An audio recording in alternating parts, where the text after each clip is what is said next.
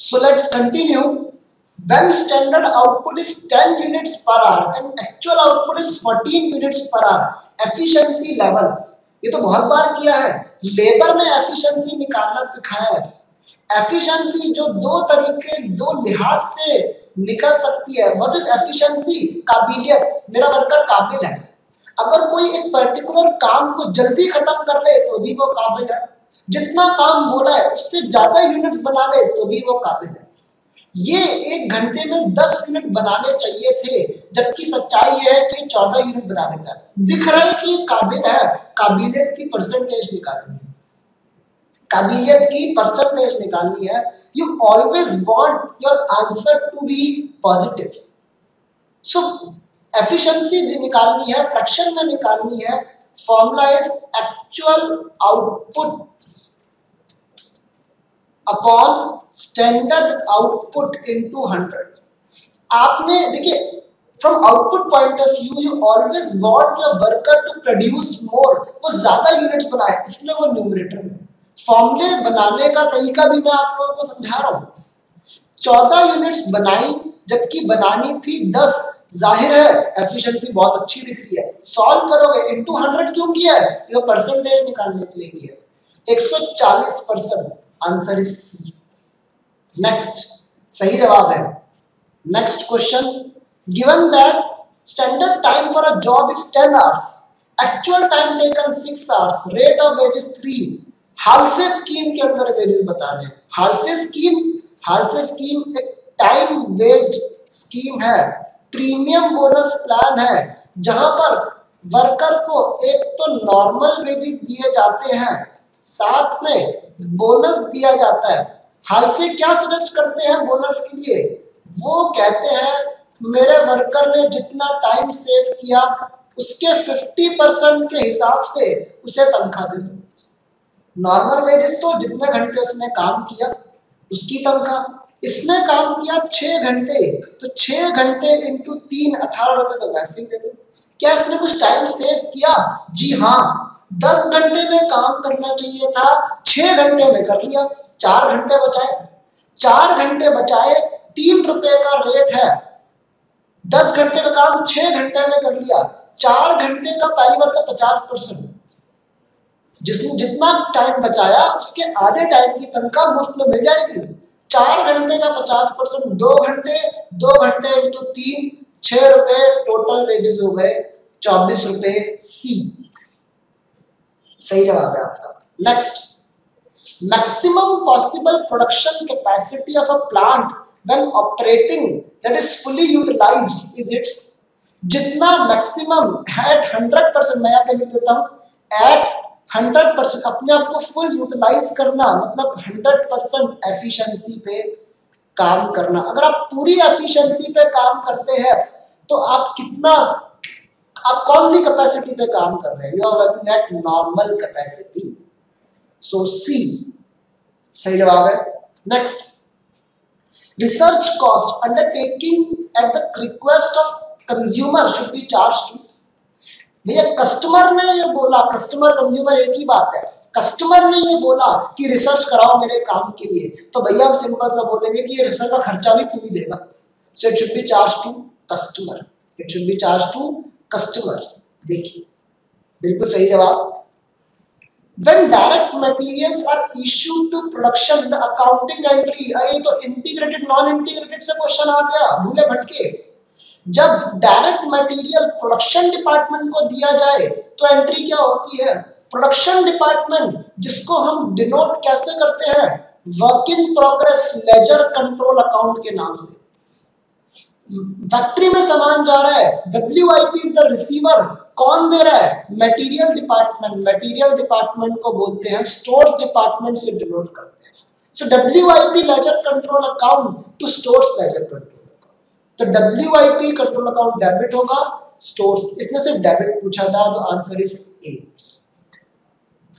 Next, Which of the following item is not included in cost accounts? Costing में इसकी बात नहीं होती। ये कई जगह पे पढ़ा हुआ है, थ्योरेटिकल पॉइंट है। चाहे वो कॉस्ट शीट रही हो, चाहे वो रिकंसिलिएशन का चैप्टर रहा हो, ये पढ़ाया है।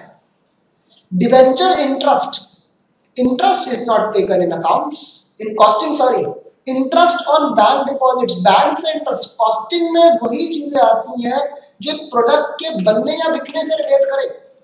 तो इंटरेस्ट देना, डिबेंचर लेना, it's completely a financial decision. Bank से इंटरेस्ट मिलना, it is again another income. Shares पे डिविडेंड देना फाइनेंशियल पेमेंट है। असल में इनमें से कुछ भी कॉस्टिंग में नहीं आता, सो डी सही जवाब। Next, when costing loss is 6500, reconciliation का नाम लिया था वही आ गया। कॉस्टिंग का लॉस 6500 है, एडमिनिस्ट्रेशन ओवरहेड अंडर एब्सॉर्ब्ड है 500 से। अंडर एब्सॉर्ब मींस खर्चा कम दिखाया गया। अगर खर्चा कम दिखाया गया तो लॉस भी कम दिखाया गया होगा। अगर खर्चा कम दिखाया तो लॉस भी तो कम ही दिखाया गया होगा। तो 6500 में आप 500 ऐड कर दो, that means correct financial loss 7000 होना चाहिए, दैट इज ए। नेक्स्ट, सही जवाब है।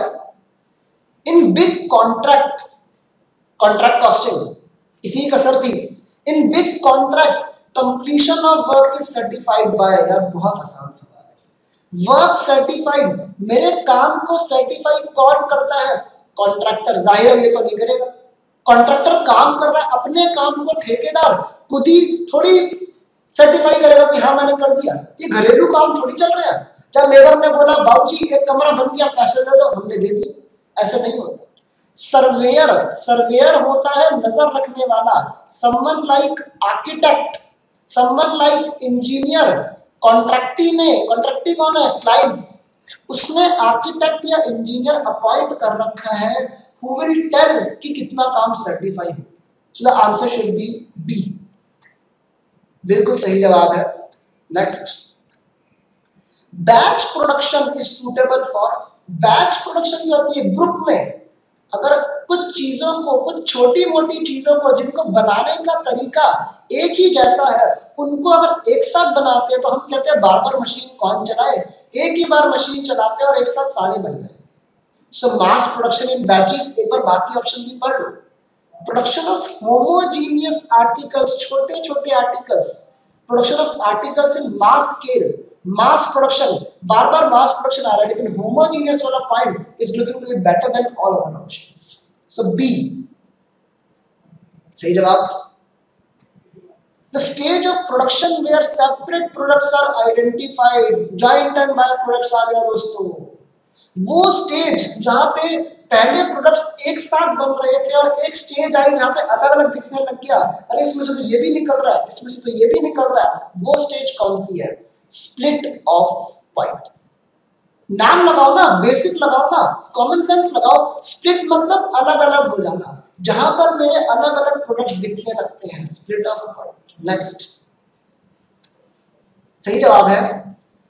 Cost incurred up to the point where individual products can be identified are called। जब तक मेरे अलग अलग प्रोडक्ट्स नहीं पहचाने जाते, जिसे हम स्प्लिट ऑफ पॉइंट कहते हैं, तब तक जो खर्चा लगता है वो एक साथ लगता रहता है, that will be called as my joint cost। सो बहुत बहुत बधाई, सही जवाब आपका। मुझे लग रहा है हम इस बार वर्ल्ड कप जीत ही जाएंगे। The method of costing suitable in chemical industries, दोस्तों केमिकल इंडस्ट्रीज बहुत बड़ी इंडस्ट्रीज होती है जिनका प्रोडक्शन प्रोसीजर काफी लंबा चौड़ा होता है, जिनमें प्योरिफिकेशंस काफी ज्यादा होती है। तो जिनमें ज्यादा होता है काम, वहां पे काम को स्टेजेस में बांट दिया जाता है, and that is done through processes. So process costing सही जवाब है हमारा। Individual products each of a significant sales value, what do you mean by significant? significant होता है अच्छी खासी वैल्यू होना, यानी एक तरीके से मैं कह सकता हूं हायर वैल्यू होना, इंपॉर्टेंट वैल्यू होना, जो साइमल्टेनियसली एक साथ बनते हैं एक ही मटेरियल से, उन्हें हम क्या कहते हैं? जो अगर मैं बोलूं सारे प्रोडक्ट्स एक साथ बनते हैं, जो बड़ी वैल्यू या छोटी वैल्यू, उन्हें जॉइंट प्रोडक्ट्स कहते हैं। बाय प्रोडक्ट्स होते हैं छोटी वैल्यू वाले, मेन प्रोडक्ट्स होते हैं जिनकी वैल्यू अच्छी होती है, जिनको मार्केट में बेचने से हमें फायदा होता है। So answer should be D. ये आपका हो गया सवाल। Question number 64, the credit sales is 3 lakhs, opening debtors 50,000, closing debtors 70,000, you have to tell debtors turnover ratio. हाँ, ये तो बचपन से कर रहे हैं हम। डेटर्स टर्नओवर रेशियो की अगर मैं बात करूं, सो बचपन में हमने पढ़ा था डेटर्स टर्नओवर रेशियो, जो कि कौन सी यूनिट होती है इसकी, टाइप्स। कैसे करेंगे, डेटर्स बनते हैं क्रेडिट सेल्स से, so credit sales upon average debtors. Credit sales मेरी है 3 लाख, एवरेज डेटर कैसे निकलता है दोस्तों, opening plus closing divide by 2, simple average, arithmetic mean. Opening debtor है 50, क्लोजिंग है 70, 50 प्लस 70 डिवाइड बाय 2, ये आ गया मेरा 60,000। 3 लाख डिवाइड बाय 60,000, 5 टाइम्स, ये आंसर आ रहा है ए, सही जवाब। Next, profit on sales of machinery should be dashed from the net profit to get funds from operations. Funds from operations, funds flow statement का सवाल है, FFS। funds from operation कहीं ना कहीं नॉन कैश चीजों को हटाया जाता है। Profit on sale of machinery एक नॉन कैश इनकम है। आपको ध्यान हो तो नॉन कैश एक्सपेंसेस या लॉसेस को हम ऐड बैक कर देते हैं, नॉन कैश इनकम को हटाना है, डिडक्ट करना है। सो ए, बहुत बढ़िया। नेक्स्ट, शॉर्ट टर्म सॉल्वेंसी, हम मंजिल की तरफ धीरे धीरे बढ़ रहे हैं। शॉर्ट टर्म सॉल्वेंसी किससे पता लगती है, डेटर्स टर्नओवर रेशियो, ये तो टर्नओवर रेशियो है, इससे हमारे बिजनेस की एक्टिविटी एफिशिएंसी पता लगती है। लिक्विड रेशियो ये सॉल्वेंसी दिखाती है। Liquidity can be said as short term solvency. Liquid ratio क्या होता है दोस्तों, आपका वो quick assets upon quick liabilities या फिर liquid assets upon liquid liabilities. Price earning ratio ये तो मार्केट टेस्ट रेशियो है, मार्केट की जानकारी देती है, शेयर मार्केट की। Again turnover ratio efficiency ratio है, so the answer should be liquid ratio. Correct. Which of the following is not true? Profit volume ratio का फॉर्मूला दे रखा है, profit upon margin of safety into 100, सरासर गलत। Break even point fixed cost upon PV ratio, fixed break even point fixed cost upon PV ratio into 100, ये basically break even point नहीं है, it can be a formula of break even ratio. Profit volume ratio fixed cost upon break even point, if d point again it is looking to be incorrect, fixed cost मैंने एक चीज गलत बता दी, गलती से mistake हो गया। Profit upon margin of safety ये दूसरा तरीके से सही कह रहा है। कितनी बार मैंने आपको 2 या 3 बार इसी में पेपर में बता दिया कि मार्जिन ऑफ सेफ्टी रेशियो पे पीवी रेशियो लगाया जाए तो प्रॉफिट आ जाता है, तो सही तो कह रहे हो घुमा के। So basically D should be incorrect. D option पे अगर ध्यान दिया जाए तो PV ratio is fixed cost upon BEP, it's looking to be correct. Basically मेरे से गलती हो रही है, मैं माफी चाहूंगा। Break even point is fixed cost upon में पीवी रेशियो, तो ये ठीक बैठ रहा है घुमा। बेसिकली अगर अल्टीमेट आंसर, यकीन मानो अब गलती नहीं होगी, B is the answer, because break even point जब बोला जाए तो basically it can be talking about units, units की बात कर रहा है। So fixed cost upon PV ratio मतलब बीईपी रुपीस में आता है, तो ये आपका थोड़ा बहुत गलत हो गया। सो आंसर इज बी, सही है दोस्तों। चलिए आगे बढ़ते हैं। कैश इक्विवेलेंट से क्या मतलब है, bank balance, short term liquid in securities, investments, debenture, ये दोनों तो भैया सरासर गलत हो। Investments represent long term investment, debenture is also my financial investment, you can say. बीच में दिमाग में आ रहा बैंक बैलेंस या लिक्विड सिक्योरिटीज। देखिए बैंक बैलेंस में आंसर नहीं करूंगा, क्यों, क्योंकि bank balance is covered in the word in cash. आपने वर्ड सुना है कैश इन बैंक, तो कैश शब्द में हार्ड कैश नहीं आता, हार्ड कैश और बैंक में रखा कैश दोनों आते हैं। सो the answer should B liquid securities. What is cash equivalent? Which are like cash, which can be convertible into cash. So B सही जवाब है हमारा। नेक्स्ट, मैनेजमेंट अकाउंटिंग का उद्देश्य क्या है? Presentation of accounting information, assist in long term planning, assist in day to day activities. मैं बताऊं तो मैनेजमेंट अकाउंटिंग खुदा है, सब कुछ है। सारा काम कहीं ना कहीं मैनेजमेंट के अंडर आता है, सो इट शुड बी डी। तो सही जवाब है। नेक्स्ट, अब थोड़े से हमारे पास लॉजिकल रीजनिंग वाले सवाल आ रहे हैं। assertions है, reasons है, you have to match कि assertion सही है या reason सही है। In management accounting firms decisions on pricing policy can be taken, ठीक है, as marginal cost per unit is constant from period to period within a short span of time।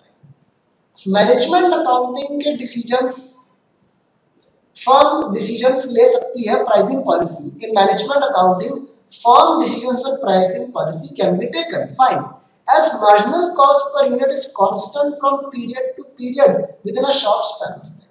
क्या तो सही रहा। मार्जिनल कॉस्ट क्या होती है दोस्तों? Variable cost. वेरिएबल कॉस्ट हमेशा सेम रहती है।